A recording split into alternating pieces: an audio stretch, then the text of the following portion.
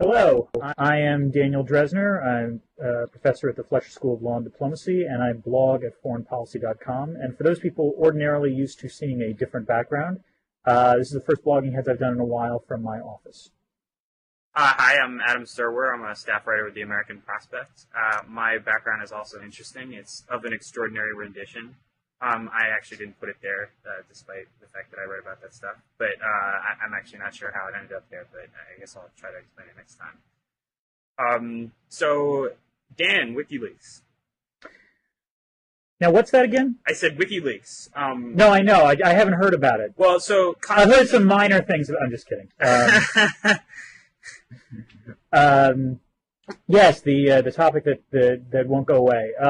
So Congress is considering this legislation that would amend the Espionage Act in a way that would allow the government to prosecute Julian Assange under the Espionage Act, which I just generally think is an extremely bad idea because, in general, anytime you're prosecuting someone for the publication of secret information, and you're not talking about something like troop movements or something like that, you're actually putting, I think, every reputable national security reporter in danger.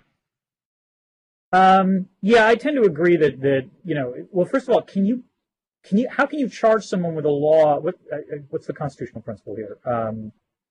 You can't charge someone with a law. I mean, doesn't this violate habeas corpus that you can't charge them with a law that you passed after they committed the act? Yeah, I'm not. I mean, I guess it would allow them to. I think that's ex post facto. I think, yeah. Right, ex post facto. Yeah. I think that's problematic, but it's obvious that Julian isn't actually going to. Julian isn't going to stop leaking stuff. And of course, no, that's true. Yes. The Justice Department is also considering filing conspiracy charges against him, which, unless he did something really elaborate in order to get the information, and even then, I think it's not as though reporters aren't constantly conspiring with their sources to get information the government would rather not hear.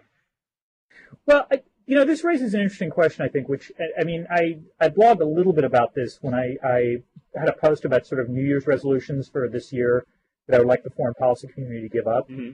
And I think one of the questions is, to what extent is WikiLeaks like another media organization, and to what extent they aren't? I don't think they are like a media organization. I don't think they're necessarily a criminal enterprise either. I think they're like any other NGO. But I do think there's a difference between them and the New York Times. Yeah, I think there is a difference between them and the New York Times. I think that I wouldn't describe. I mean, my concern is not that we should think of WikiLeaks as like an esteemed journalistic institution. My concern is that there's no way to do this, to go after WikiLeaks for publishing these materials in a way that doesn't put someone like Dana Priest or Charlie Savage in danger of being prosecuted if they write a big story that the government has information the government would rather not be printed. I mean, I guess the last time we really saw an outrage like this was when the New York Times published its story on the financial program the Bush administration was using to track terrorists, and there's actually a lot of very similar rhetoric around this. Right. No, and in fact, Jack Goldsmith actually wrote a blog post over at Lawfare, in fact, arguing that what WikiLeaks had done was, in fact, not really different from what the Times had done. And I know Jack, really thought that Times story was damaging. The other thing I always think about is the Valerie Plame case as well. Mm-hmm. Which is just interesting because it's a different kind of partisan response. I'm with you on this in that, I don't want to see. I generally don't think Assange should be prosecuted. I certainly think Bradley Manning should be prosecuted. Mm-hmm. I would actually like to see him prosecuted rather than just sort of held without charging him. Glenn Greenwald has been on that a fair amount, and I completely disagree with Glenn about whether or not Bradley Manning is guilty or not. Mm-hmm. But I think he's right that in the end, you got to charge him or not. But stepping back, I think I keep wondering whether or not WikiLeaks has had the effect that Assange intended it to have. Mm-hmm. Which is to say, I'm not entirely sure how much this has really damaged the U.S. reputation at all. I tend to sort of buy into what Gideon Rockman argued, which is actually this has done the United States a favor, which is it turns out that there's not a whole hell of a lot that we're saying, privately that we're not saying publicly? I mean, there are a few things, obviously. But it strikes me that WikiLeaks is far more embarrassing to foreign governments than it is to the U.S. government. I think that's probably pretty true. I mean, one of the things that was really disappointing to see in the documents that have been released so far was the length to which the U.S. government went to sort of persuade other countries not to pursue investigations of torture that have been committed by U.S. officials in their countries. But I also think that, there wasn't any universe in which I could imagine a Democratic or Republican administration not taking that sort of action.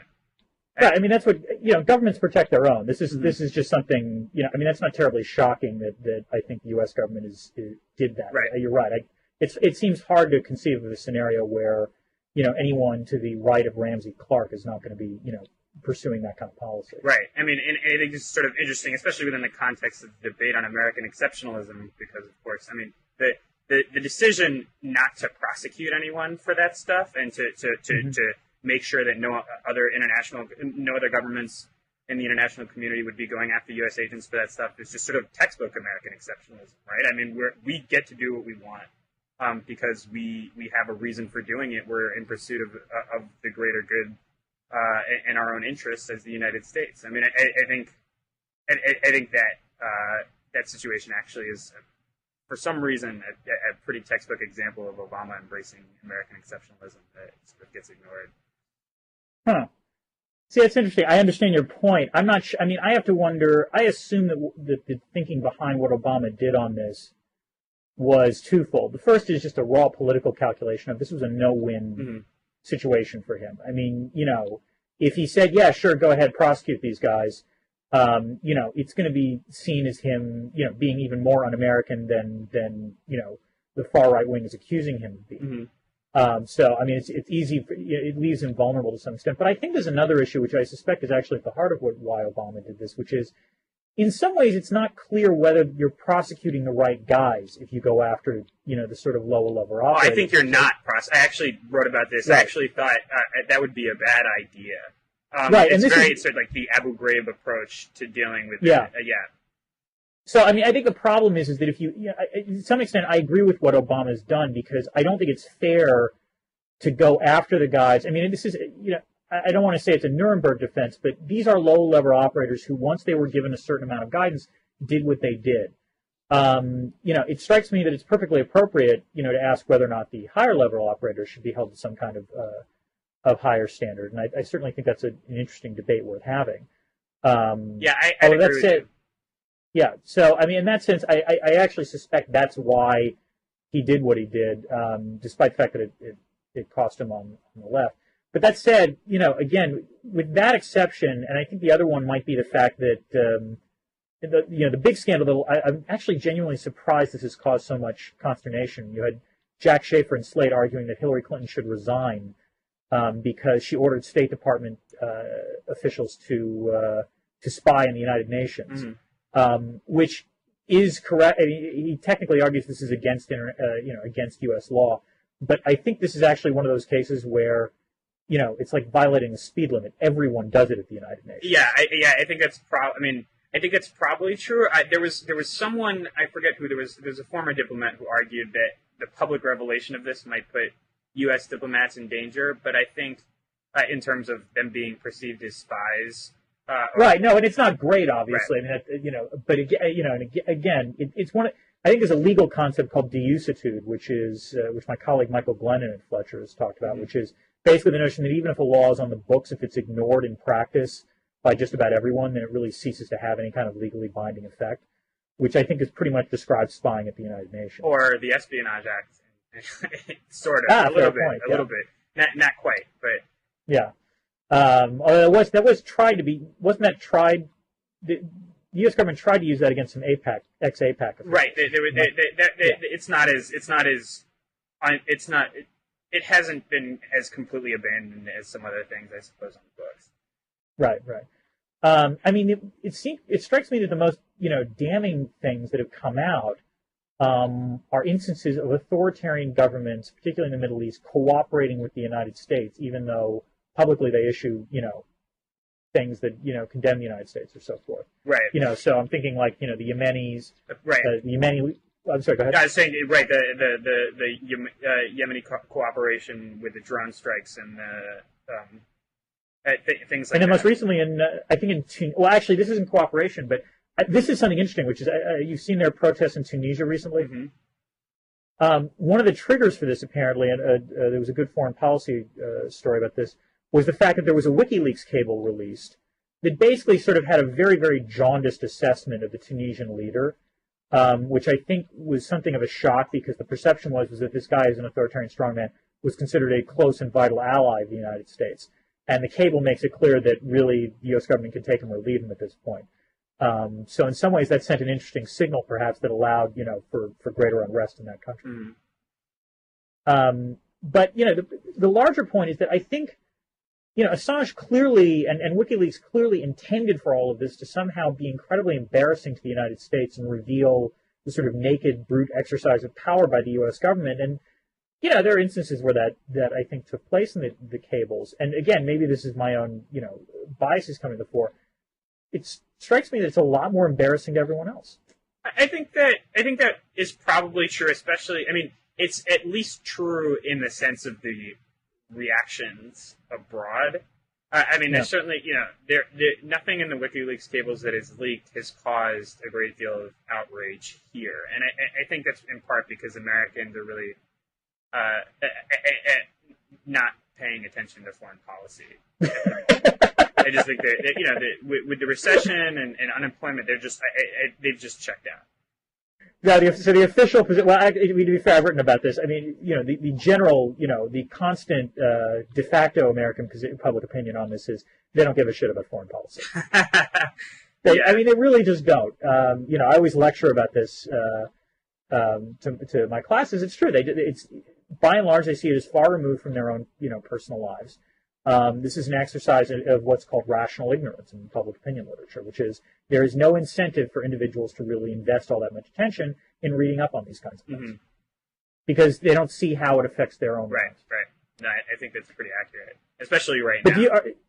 Do you think I'm being, overly sunny, though, in terms of whether or not the foreign reaction to these cables have actually, caused greater damage to the United States or not? I couldn't say because it's someplace like, I haven't seen anywhere in which I think there's been a huge backlash against the United States because of stuff that has been revealed in the WikiLeaks cables. I think Robert Gates actually had the sort of best response to this, which is that this doesn't actually change the underlying incentives that govern how people react to us and how we react to them. We still want the same things from each other. And I think that's a pretty accurate and sober take, which was sort of, I liked it because I thought, which was refreshing and surprising coming from the United States. Right. And I thought it was refreshing because, on the one hand, you have the right being like, we need to, take a piece of piano wire and wrap it around Julian Assange's neck, and you have the left being like, well, not the left, but like a certain segment of the left being like he's striking a blow against American empire, and like either of those are really true. Right. And I think I spoke to one reporter who works on national security a little while ago, and he told me he thought that this was going to be a net good in the sense that it was going to reveal a lot of how the process of diplomacy actually works. And of course, the problem with that is that once again, as you said earlier, Americans really don't give a shit about foreign policy, or at least enough to where this might affect their understanding, I think, in a really significant way. I think there is one way. I did a dialogue with Eli Lake, literally, I think the day the batch of cables were released. And, one positive effect on this might be that I think, a lot of conservatives might actually have a somewhat better opinion of the State Department after reading some of these cables. Because again, what it turns out is that, these guys aren't idiots. They actually have relatively sharp-eyed assessments of, various foreign leaders and, their peccadillos and their foibles and their failings. Lake, for example, who, someone who's not necessarily, somewhat sympathetic with, someone who would be sympathetic with neoconservatism, allowed that, the cables actually caused him to think a lot better of Foggy Bottom. So that might actually be an interesting and unanticipated good. Beyond that, though, I mean, the other simple fact is that as much as these cables might be embarrassing, they were written by Americans. And so as a result, oddly enough, I think in some ways that what Assange has probably got to realize now is the better way to damage the United States, if that's what he wants to do, is not to release U.S. cables, but to somehow find Chinese and Russian assessments of the United States and get them to get those sort of cold-eyed assessments. I think that would definitely be interesting. I have to admit, although I was a little bit concerned about what the impact of the release would be on the release of these documents would be on certain people, diplomats, people who had worked with the United States. I think that, WikiLeaks has been pretty careful about it this time, but I'm actually very interested to see what happens with this whole Bank of America leak that's been hyped for a long time. Yeah, that's true. Because Americans may not give a shit about foreign policy, but one thing they give a shit about. I've got an account at Bank of America. I give a shit about that. This is important stuff we're talking about now. And this is in some ways, I think, again, an area where WikiLeaks does demonstrate the ways in which it's different from traditional news organizations. I think there's three ways in which I think they are different. Mm-hmm. The first is just sort of the personality of Julian Assange, and you can talk about other media moguls, but Assange, is a piece of work in his own right. Second, last I checked, other media organizations and media outlets don't threaten to release documents before they do it, in the sense of they'll say that the story's coming, but they're not going to say, oh, you'll want to get your money out of Bank of America, after you read this story or something like that.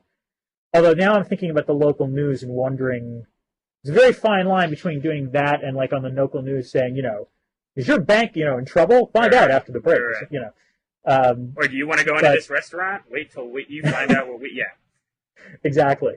But those teasers are a little bit different. And then the third thing, this has more to do with, I think, WikiLeaks defenders as much as it does with WikiLeaks, is this, I think there's been a genuine conflation in the sort of, their read on how the U.S. has reacted. And I've seen this in my blog comments as well, where I'm saying, for God's sakes, WikiLeaks is overreacting in terms of what the U.S. government response has been. There's certain aspects of the U.S. government response I haven't been thrilled with, like the fact that if you work for the government, you can't access the freaking documents. And, looking at the Espionage Act. But although, frankly, if I was in the Justice Department, I'd probably want to look at those things. I'm just not sure I'd want to tell the press that I was looking at those things. But, instead, everyone keeps talking about how, Sarah Palin and Rush Limbaugh called for assassination. And there's a very easy conflation between saying that they're saying that and somehow, as a result, the U.S. government's actually going to do something about that.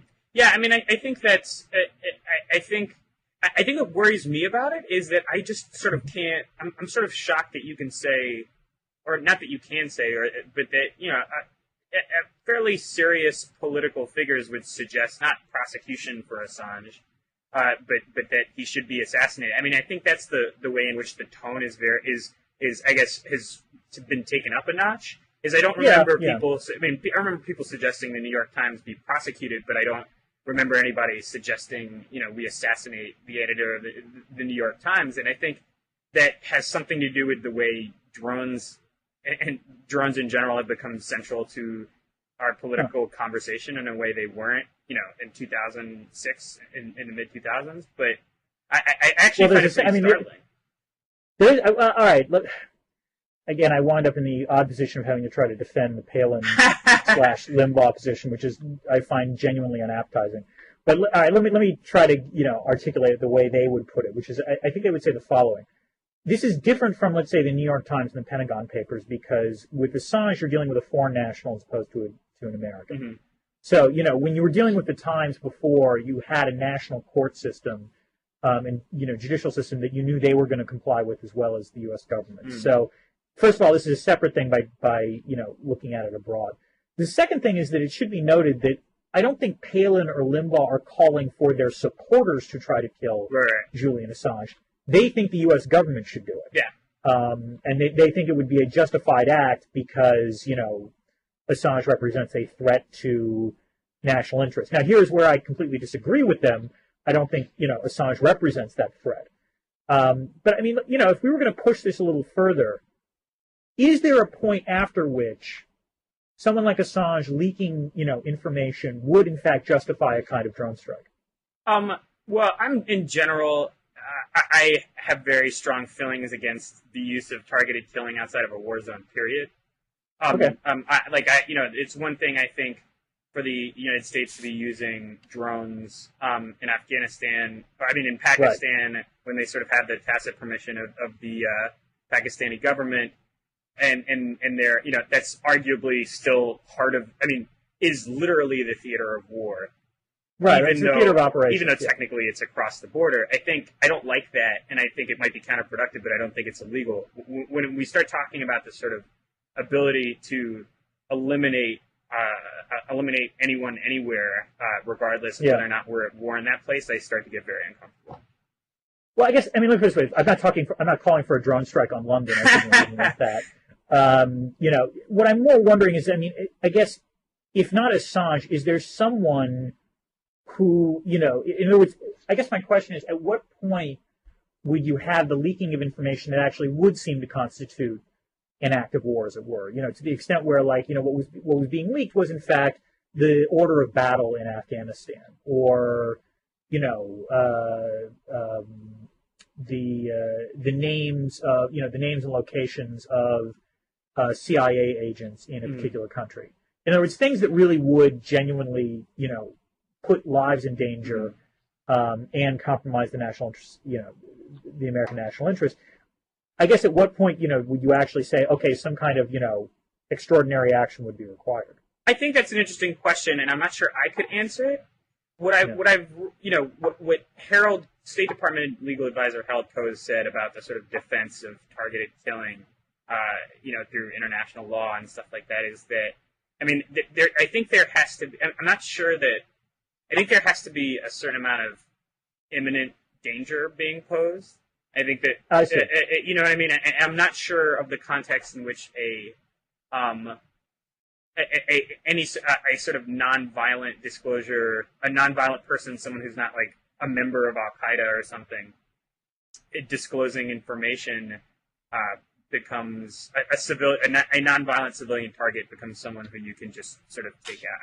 I'm sure there's probably if it's someone in Pakistan who is divulging the locations of such and such, to the Tariqi Taliban, probably. But again, that's in a war zone, so I'm not sure. That's a question I'm not sure I know how to answer. No, and again, I agree with you. Just stipulate. I don't think Assange has even come close to that line.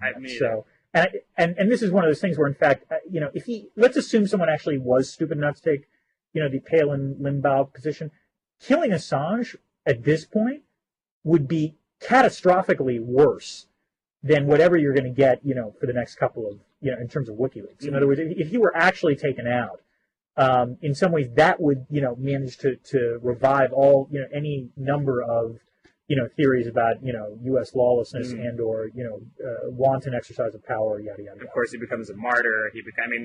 There's a number of reasons why it's like sort of policy-wise a bad thing to do. Yeah. But I think I'm just a little surprised at the sort of frankness of it.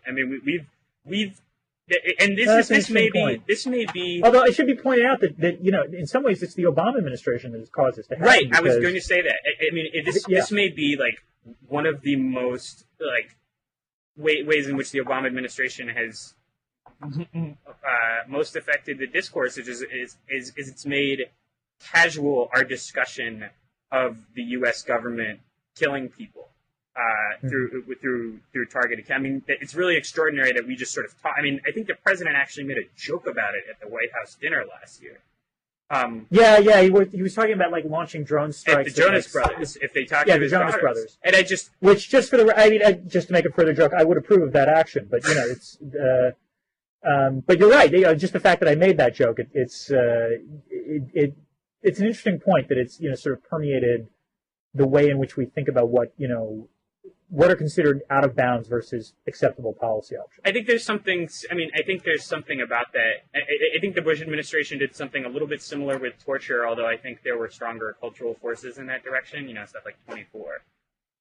There was a sort of organic cultural thing happening with sort of people deciding, a few people going along with the whole dark side thing, and then with Abu Ghraib there was like a pullback. But I do think there's a way in which. Although it should be pointed out, to be fair, I mean, if you're really going to, lay the blame at U.S. government certainly deserves some blame, but doesn't this kind of start with Al Qaeda? Yeah, no, I mean it does, but I mean what I'm saying is that I think it's interesting how government responses to Al Qaeda have made, despite the fact that we talk about Americans don't really care about foreign policy, they've made these sort of extremely violent foreign policy tools subjects of pretty casual political conversation. Mm-hmm. Which I think is I think that's a fair point. Well, speaking of crude, conversation, we have a new Congress in town. Yes. Again, as you pointed out, most of these people were foreign policy was almost completely absent from the from the midterm elections. Mm-hmm. When it was there, it primarily consisted of bashing China. Mm-hmm. That said, do you expect, this sort of new Congress to have any kind of serious impact on U.S. foreign policy? Well, it's sort of interesting. I mean, the last Congress, the Democratic Congress, already tied the administration's hands on Gitmo, which sort of came out of nowhere. But I think I would add, I would say that I think is the other foreign policy. I mean, there was a sort of element of it wasn't really on the radar. The economy was on the radar, but you had these things like the Ground Zero Mosque and these sort of issues related to Islam that were and therefore peripherally related to foreign policy that were in the public conversation. Although it's remarkable how 6 months have passed and yet miraculously Manhattan is still not under Sharia law. It's really a credit, I think, to only if Michael Bloom. This is thankfully Michael Bloomberg is mayor there. I mean, they might not be able to pave a road in Brooklyn, but God damn it, they've managed to avoid Sharia. Yeah. So, you got to give them credit. Well, I mean, and of course the big elephant in the room, I suppose, is that, we've been at war in Afghanistan for years, and I actually don't think, what does a Republican Congress do with that? I mean, they're not going to say anything about it because ostensibly they support continuing the operation, but of course, they're not. It's not very popular, so it's not as though it's something they really want to talk about.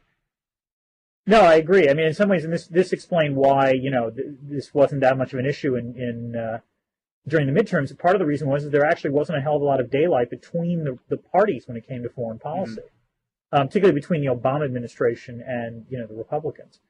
I think the biggest. I don't think the sort of cultural issues are going to. Are going to be as big of a factor. I mean, maybe this is in part because of what happened with the mosque issue, which is, I think, in retrospect, it seems incredibly silly right now. The one area where I do think the Congress is going to make a huge amount of difference is foreign economic policy. Mm-hmm. There are some potentially good ways in which it can happen. For example, I suspect that the U.S.-Korea Free Trade Agreement is going to get through with a minimum of fuss at this point because Obama was able to secure support from the UAW, which means that the left is not going to oppose it too much, and it's going to be hard for the Republicans to really oppose that kind of treaty. Mm-hmm. The thing I find more interesting is going to be this showdown over the debt ceiling in March, and that has pretty severe foreign economic policy consequences.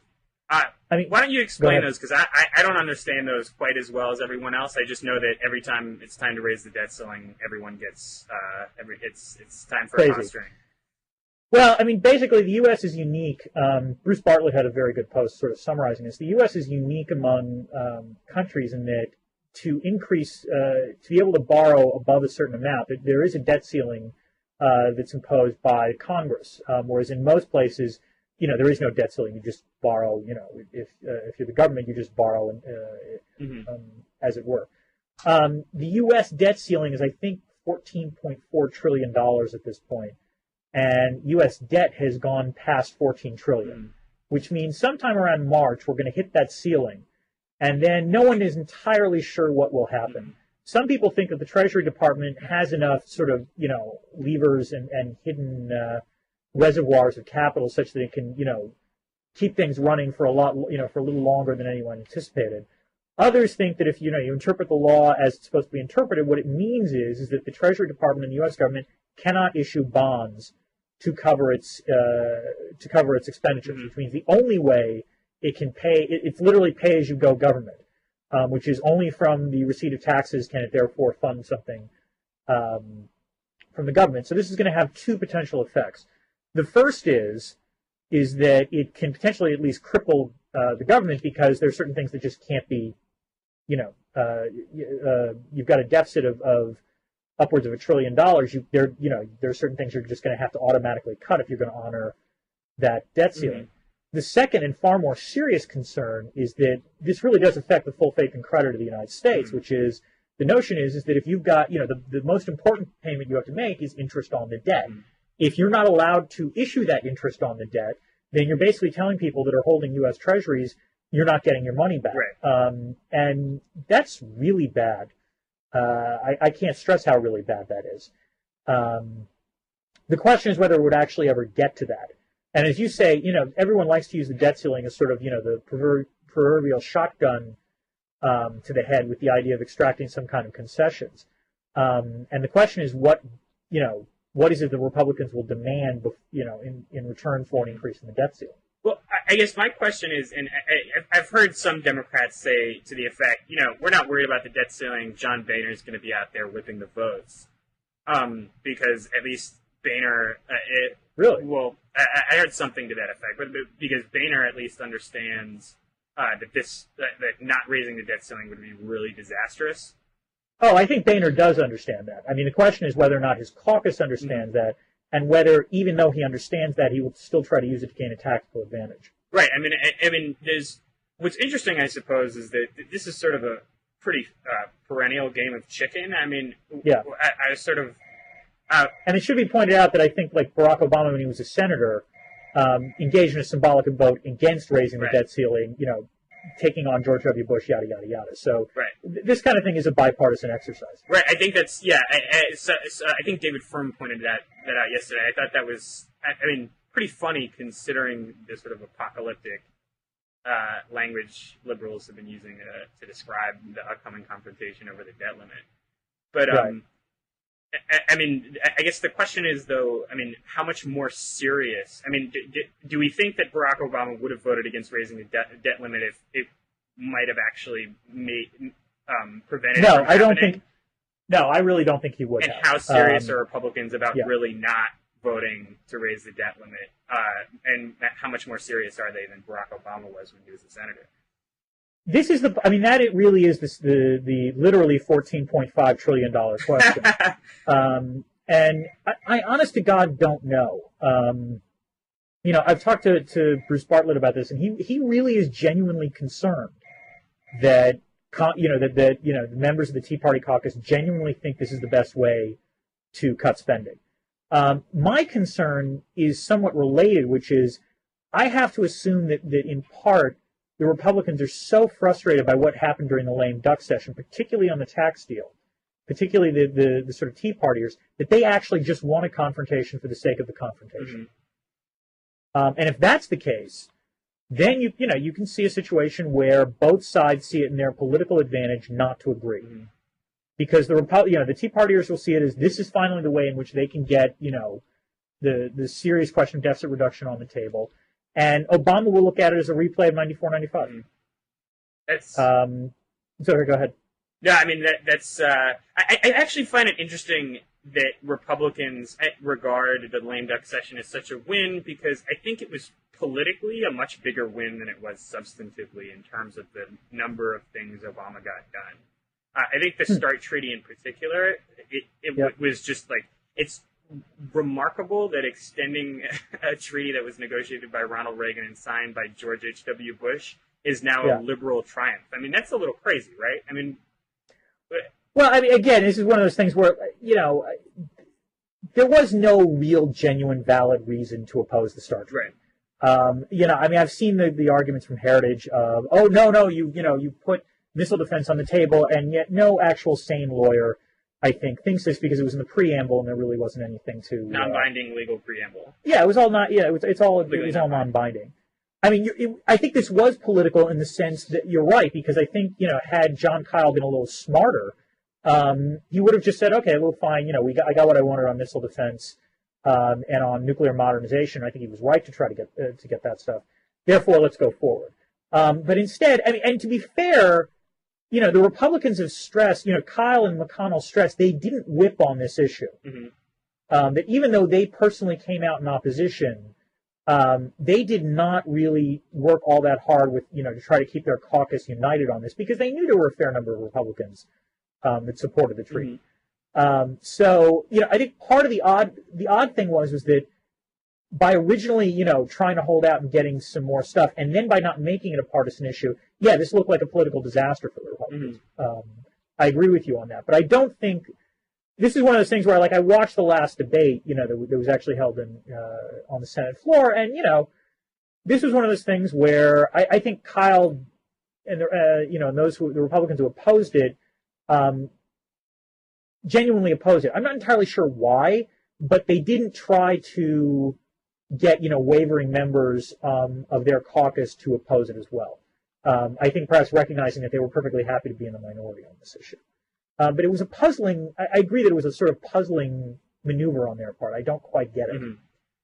Yeah, I mean, and DADT repeal was obviously huge, but I mean, the Dream, if they had gotten the Dream Act, that would have been, I think, that would have been a real lame duck victory, a net victory. I think in general, what happened was that, there was this sort of narrative that Obama won all this stuff, got all this stuff passed, and the standards were so low, and the Republicans had made each one of these things into such a big deal that they actually seemed like bigger victories than they were. So I think it's ironic that the Tea Partiers are now angry about that, since I kind of think if the Republicans hadn't made such a big deal out of those two things, they would have passed and not seemed as monumental as they did. Well, I would say two things. First, part of it is also, again, that everyone assumed right after the midterm elections that, that's it, Obama's mm-hmm. done. The Jon Stewart last night, I think, had a sort of nice series of clips saying what everyone was expecting, immediately in November, and then you cut to the end of December, and it's like, the comeback kid, the comeback kid, the comeback kid, and so forth. So that was part of it, is that I think he defied political expectations. Mm-hmm. But the other thing is that I think the tax deal was actually significant for Obama, because it was a way in which he was actually able to implement a stimulus program that otherwise would not have happened. Mm-hmm. And by that I mean the payroll tax. Right. Which, by doing that actually is a genuine stimulus program. Mm-hmm. It's not government spending, but it's the way Republicans do stimulus spending, which is tax cuts. Right. But by cutting the payroll tax, he got one additional stimulus just at the moment, I think, when everyone assumed that the fiscal policy was a dead end in terms of trying to revive the U.S. economy. Yeah. And it's worth noting that was actually what I think markets reacted to the most, mm-hmm. was the expectation of, okay, wow, there's a serious tax cut here, therefore we can expect, stronger economic growth. Mm-hmm. So I guess I would grade the lame duck as substantively somewhat significant. My only concern is whether or not it turns out to be a Pyrrhic victory, again, because of the notion that therefore by cutting that tax deal, will it mean the Republicans simply will be opposed on principle to any kind of deal that, sort of deals with a long-term fiscal picture? Yeah, I mean, again, that's a question I wouldn't know how to answer. I don't think, I'm not sure anybody really knows the answer to that at this point. That's disconcerting, because I'm supposed to talk about this a little at some point next week. Adam, you really let me down here. I'm a little disappointed, frankly. I don't know what to tell you. But there is something I do want to talk with you about, though, which is The Walking Dead. I want to know what you thought of it, being a fellow zombie aficionado. Yes, that's right. Hold on, I'm going to briefly plug the book because it's not out yet. But I'm holding up the cover to the screen because the book will be coming out in just a few weeks. Theories of International Politics and Zombies. Hopes to be the definitive work on the subject. I really like The Walking Dead. There were a few tropes that kind of, were a bit predictable. I mean, like the whole 28 days later thing of, being in a coma, waking up, and gee, the apocalypse is upon us. That was, that seemed a bit of a retread. But I thought the last episode was just brilliant. And it was brilliant because it was so bleak. Mm-hmm. In that it was brilliant, and, this is a spoiler alert for anyone who hasn't seen the show. It's set in the Atlanta area. By the time that the main character Rick Grimes comes to, the walkers have pretty much overrun everything. Their civilization as we know it has ended. But the sort of small group of hardy survivors manages to get to the CDC, the Center for Disease Control, which one would assume would be one of the sort of last reservoirs or one of the last redoubts of sort of our high-tech civilization as we understand it. And the show ends, that episode ends with the CDC blowing up because it's run out of fuel, and therefore the computer's program is to explode everything because they've got God knows how many toxins, diseases and other toxins, and so they have to blow it up. And it was it was a good action thing because you've got to, these people are desperately trying to escape the fireball. But, stepping back, it's a really bleak message, which is to say, no, in fact, Western civilization cannot save you. You're going to have to start from scratch if you want to survive in a world infested with zombies. As I argue in the book, I actually think that's way, way, way too pessimistic an assessment. I think this, by the way, is the reason why you have, 28 days later or in The Walking Dead, they always pass out during the time where civilization falls apart. You never actually see civilization falling apart. It just immediately gets to the apocalypse. And I actually don't think that would happen. But I just thought it was really good. And, but then when you think about it a second time, it's really, really, unremittingly bleak, saying, no, any vestige of civilization you thought was going to exist is not. Well, so here's what's interesting about that. I was a big fan of the comic book. Which I need to read more of. I've only seen bits and pieces. Yeah, it's really fantastic. And Kirkman, I think, has been very honest about saying, he was borrowing from a lot of other zombie genres, zombie movies, in order to sort of synthesize the perfect zombie comic. What's interesting is that incident with the CDC does not occur in the comic book, and I think. But I think that episode was necessary for a television audience because I think you have to establish firmly no one is coming to save them. Right. No, I read the same thing. Kirkman has been very cooperative with Entertainment Weekly, and I think he talks to them after every episode. Mm-hmm. And what I read was that it was Frank Darabont, who's the creator of the show, basically said to him, "Look, if you're in Atlanta, wouldn't you naturally want to go to the CDC to see what the hell's going on?" And so I agree. I think in some ways that is bleak. They did have to do that because you and I as policy wonks sitting, watching this would be like, well, wait a minute. Where would be the natural places that civilization would presumably survive? The CDC would presumably be one of those places. We should, check and see what that option is. But I think that you can argue that by doing that, by taking that detour, they have definitively crossed out that option. Right. They've managed to answer this. I mean, like for in the comic book, Kirkman actually never. I mean, it's unclear in the comic book whether there are any vestiges of civilization remaining. But they don't ever firmly tell you one way or the other. They just sort of string you along and don't give you a view beyond what these people are immediately experiencing. The decision to end that season this way grants some vital exposition, which is one. This is a plague that is medical, not mystical in origin or anything like that. Right. And it establishes that Western civilization has fallen. So don't be waiting for, as an audience, do not expect the United States Army to show up and rescue these characters. That is not going to happen. From now on, this is a show about these people sort of scraping by. Although it's funny, there's a reference in the final episode to the suggestion that it was the French that held out the longest. Yeah, that was funny. Which, yes, I was going to say, I just laughed when I heard that because it goes against stereotype. Right, of course. There's that old Google thing, French military victories, and it says, "Did you mean French military?" That old. Yeah, exactly. Yes. But it did. I've been asked this question a surprising amount when I've presented the zombie stuff, which is I've been asked, which country would be the last one to hold out? Isn't it Australia? Isn't Australia the obvious? I actually vote New Zealand even more than Australia. Yeah, why is that? Two reasons. First, New Zealand has far more sort of bountiful. Australia's a desert, whereas New Zealand has actually, got all different kinds of tropical flora and fauna. So, in terms of food supply, it wouldn't be as big of a deal.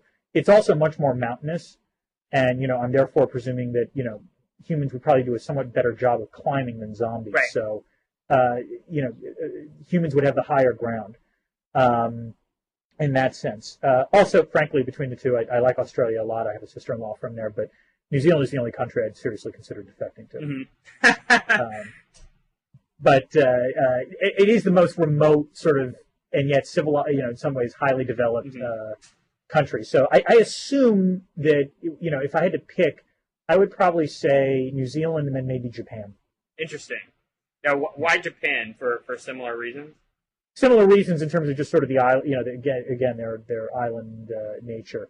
And that admittedly, as we know from Land of the Dead, the stopping power of water is not perfect when it comes to zombies, but it is, relatively speaking, more remote. But New Zealand, and then Australia as well. So, Australia and New Zealand would probably be it'd be like on the beach. Those would be the last redoubts of human civilization. So, for those people out there who are desperately worried about what to do in case of a zombie invasion, buy land in New Zealand. See, I think, what else are you going to do, though? If you want to stick around here, I guess you just have to get a bunker, with lots of food and ammunition. At least we live in a country where you can buy those things.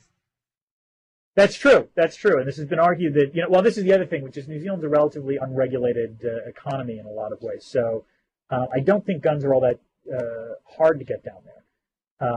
But, it's true. The other thing is, that was the other thing I liked about The Walking Dead was is it Dale? Who's the sort of the redneck who's still with the group? Yeah, I forgot his name, but I actually like him as a character much more than his brother. Oh yeah, but he, the thing I like is that he always uses the crossbow, and then is smart enough to go back and get the arrow. He pulls the arrow out. He recycles. I like that. And this is always the problem with the gun argument, which is it's not so much the gun; you need the bullets. So that's the important thing. But yeah, no, I think the U.S. I've already postulated it in the book that I think the U.S. would actually survive a zombie assault relatively well. But if I had to put the odds on one country guaranteed to survive, I would put it on New Zealand. So I guess my question is, and I know you can't talk too much about the book, if we, what does the United States look like after a zombie apocalypse? Have the coastal elites been munched out of existence? Are we now like a total red state country where like Sarah Palin gets elected by a landslide because the only people who survive are like, it's Nebraska, Wyoming, Oklahoma, and maybe Indiana, Illinois, everybody in the center, and sort of the coasts are just zombie territory? I'm not so sure. I would have to, well, in that sense, it might be that you've got you'd want to look for territory where it would be easy for humans to traverse, but relatively difficult for zombies to traverse. So in that sense, I think the largest sort of, natural centers of population would probably be the Rocky Mountain states and the Florida swamp. Interesting. So, that's mixed effects, frankly. I'm not sure that I don't buy the whole argument that blue state elites would be wiped out and red staters would survive. Part of this, of course, is the ability of people to actually adapt to zombies. This is one of the arguments I always make. I make in the book is that one of the real problems I think with the zombie canon has always been the argument that zombies overwhelm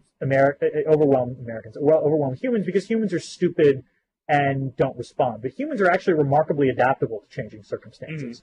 And so I think even blue staters, in response to a threat from the undead, will learn how to be pretty handy with a rifle. There's a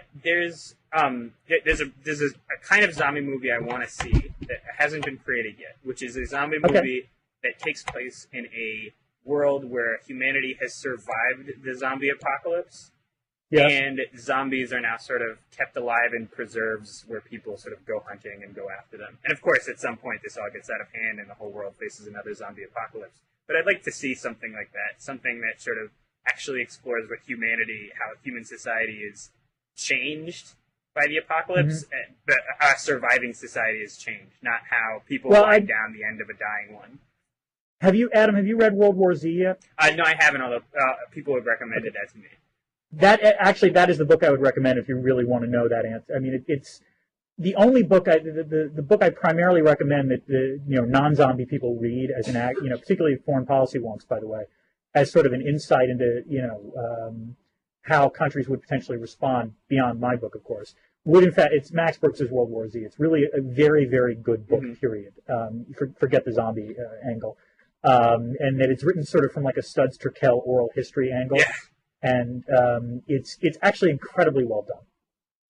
So I'll plug World War Z on that one. Cool. Well, I'll definitely check it out. I have a friend who is reading it right now, actually, so I may borrow it when she's done. Yeah. Excellent. Well, Adam, it was a pleasure. As always, great to speak with you, and I look forward to next time. Excellent. All right, take care, Dan. All right, take care. Bye. Hello, I am Daniel Drezner. I'm a professor at the Fletcher School of Law and Diplomacy, and I blog at foreignpolicy.com. And for those people ordinarily used to seeing a different background, this is the first blogging heads I've done in a while from my office. Hi, I'm Adam Serwer. I'm a staff writer with the American Prospect. My background is also interesting. It's of an extraordinary rendition. I actually didn't put it there, despite the fact that I wrote about that stuff. But I'm actually not sure how it ended up there, but I guess I'll try to explain it next time. So, Dan, WikiLeaks. Now, what's that again? I said WikiLeaks. No, I know. I haven't heard about it. Well, so... I've heard some minor things. I'm just kidding. Yes, the topic that won't go away. So Congress is considering this legislation that would amend the Espionage Act in a way that would allow the government to prosecute Julian Assange under the Espionage Act, which I just generally think is an extremely bad idea because, in general, anytime you're prosecuting someone for the publication of secret information, and you're not talking about something like troop movements or something like that, you're actually putting, I think, every reputable national security reporter in danger. Yeah, I tend to agree that well, first of all, how can you charge someone with a law? What's the constitutional principle here? You can't charge someone with a law. I mean, doesn't this violate habeas corpus that you can't charge them with a law that you passed after they committed the act? It's twofold. The first is just a raw political calculation of this was a no-win situation for him. I mean, if he said, yeah, sure, go ahead, prosecute these guys, it's going to be seen as him, being even more un-American than the far right wing is accusing him of being. So, I mean, it's easy, it leaves him vulnerable to some extent. But I think there's another issue, which I suspect is actually at the heart of why Obama did this, which is, in some ways, it's not clear whether you're prosecuting the right guys if you go after, the sort of lower-level operators. I think you're not I actually wrote about this. Right. I actually thought that would be a bad idea. Right, it's sort of like the Abu Ghraib approach to dealing with it. So, I mean, I think the problem is that if to some extent, I agree with what Obama's done because I don't think it's fair to go after the guys. I mean, this is, I don't want to say it's a Nuremberg defense, but these are low-level operators who, once they were given a certain amount of guidance, did what they did. It strikes me that it's perfectly appropriate, to ask whether or not the higher-level operators should be held to some kind of higher standard, and I certainly think that's an interesting debate worth having. I agree with you. Yeah, so, I mean, in that sense, I actually suspect that's why he did what he did, despite the fact that it cost him on the left. But that said, again, with that exception, and I think the other one might be the fact that, the big scandal, I'm actually genuinely surprised this has caused so much consternation. You had Jack Schaefer and Slate arguing that Hillary Clinton should resign because she ordered State Department officials to spy in the United Nations, which is correct. Yeah, I'm not, I mean, I guess it would allow them to... I think that's ex post facto. I think, right, ex post facto. Yeah. I think that's problematic, but it's obvious that Julian isn't actually going to. Julian isn't going to stop leaking stuff. And of course, that's true. The Justice Department is also considering filing conspiracy charges against him, which, unless he did something really elaborate in order to get the information, and even then, I think it's not as though reporters don't aren't constantly conspiring with their sources to get information the government would rather not hear. Well, this raises an interesting question, I think, which, I mean, I blogged a little bit about this when I had a post about sort of New Year's resolutions for this year that I would like the foreign policy community to give up. Mm-hmm. And I think one of the questions is, to what extent is WikiLeaks like another media organization, and to what extent they aren't? I don't think they are like a media organization. I don't think they're necessarily a criminal enterprise either. I think they're like any other NGO. But I do think there's a difference between them and the New York Times. Yeah, I think there is a difference between them and the New York Times. I think that I wouldn't describe. I mean, my concern is not that we should think of WikiLeaks as like an esteemed journalistic institution. My concern is that there's no way to do this, to go after WikiLeaks for publishing these materials in a way that doesn't put someone like Dana Priest or Charlie Savage in danger of being prosecuted if they write a big story that the government has information the government would rather not be printed. I mean, I guess the last time we really saw an outrage like this was when the New York Times published its story on the financial program the Bush administration was using to track terrorists, and there's actually a lot of very similar rhetoric around this. Right. No, and in fact, Jack Goldsmith actually wrote a blog post over at Lawfare, in fact, arguing that what WikiLeaks had done was, in fact, not really different from what the Times had done. And I know Jack, really thought that Times story was damaging. The other thing I always think about is the Valerie Plame case as well. Mm-hmm. Which is just interesting because it's a different kind of partisan response. I mean, I'm with you on this in that, I don't want to see. I generally don't think Assange should be prosecuted. I certainly think Bradley Manning should be prosecuted.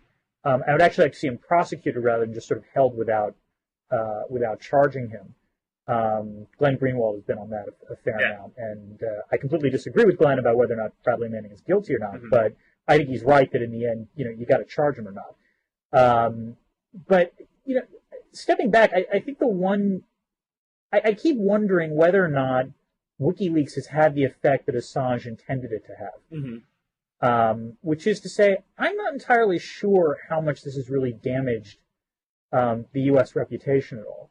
I tend to sort of buy into what Gideon Rockman argued, which is actually this has done the United States a favor, which is it turns out that there's not a whole hell of a lot that we're saying, privately that we're not saying publicly. I mean, there are a few things, obviously. But it strikes me that WikiLeaks is far more embarrassing to foreign governments than it is to the U.S. government. I think that's probably pretty true. I mean, one of the things that was really disappointing to see in the documents that have been released so far was the length to which the U.S. government went to sort of persuade other countries not to pursue investigations of torture that have been committed by U.S. officials in their countries. But I also think that, there wasn't any universe in which I could imagine a Democratic or Republican administration not taking that sort of action. Right. I mean, that's what, governments protect their own. This is just something, I mean, that's not terribly shocking that I think the U.S. government did that. Right. You're right.